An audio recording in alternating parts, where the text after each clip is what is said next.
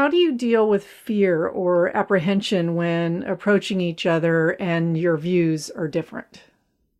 Sometimes in ministry, Bobby and I do see things differently. I am more cautious. I do want to slow down a little and make sure that I've heard clearly from the Lord. And Bobby he's very courageous. He's very courageous. And there are times that we don't always agree.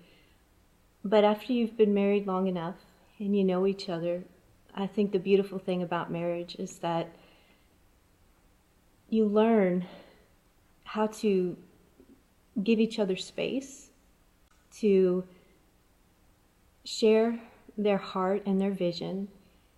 And then when you know them well enough, you spend enough time with them, you can give them that space to kind of exercise their ideas and their thoughts. And I mean, when you love each other and you want to work together and your heart is to minister together and do the most that you can for the Lord and see His will truly be done, we must work together. So we have to allow each other that space to kind of exercise each other's ideas and thoughts. And I think the most important thing is just give them their time to voice what they feel, what they might have heard from the Lord. Just give them a little bit of time to voice that, to kind of walk in that, kind of exercise that. And I know with Bobby, he'll get a really great idea and he'll sometimes talk it through. And I think as wives, if you have an adventurous husband and a more forward husband like I do, sometimes really we're not there to judge or put our finger on that idea. It's to let them talk that out, and we are a bit of a sounding board for them. If we can just let them talk that out, they will in themselves, just by us as wives being there, we can be that safe place for them to kind of exercise that conversation and work that scenario out with their wives. We don't have to tell them how to do it or criticize what they're doing.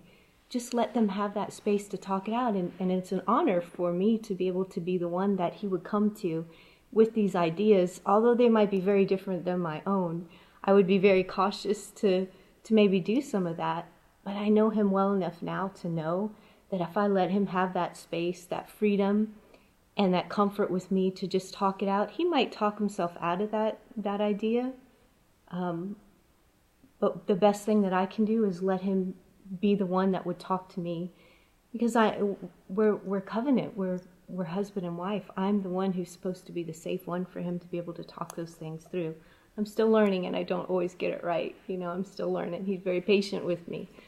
And sometimes things sound a lot better in your head until you say them out loud. But that's okay. It's okay if we're, as husband and wife, we're the ones that are supposed to be there for each other to do that with one another. If not us, who could they be safe with? So sometimes, even though I don't agree, the best thing that I can do is just let him talk that out. And usually the Lord He wants us to serve together. God wants us to serve together. He wants us as husband and wife to be people that will work together, and He's not going to give us two separate roads and two separate paths. He's not going to give us two separate ministries that aren't going to come together and meet at some point, even though He has His giftings and I have mine, and we've been anointed to do different things.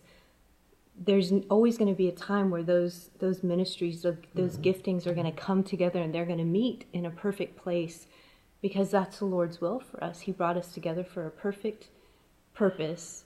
And somehow those ministries will meet together, and it's our goal, I think, to allow each other that space to work those things out. Well, how we're different and we complement each other. Jennifer has a lot of strengths and weaknesses, or a lot of strengths and I don't want to say a lot of weaknesses, but she has some points that I complement, and I have. We're almost a complete perfect match of opposites. So Jennifer is very cautious, very methodical when she's doing stuff.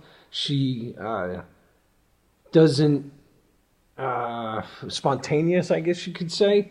I am very spontaneous. I'm very adventurous. I'm very, let's do it and we'll figure it out as we go. And I think that really balances us out in a sense to where she can pull back on the reins, but I'm still pushing forward.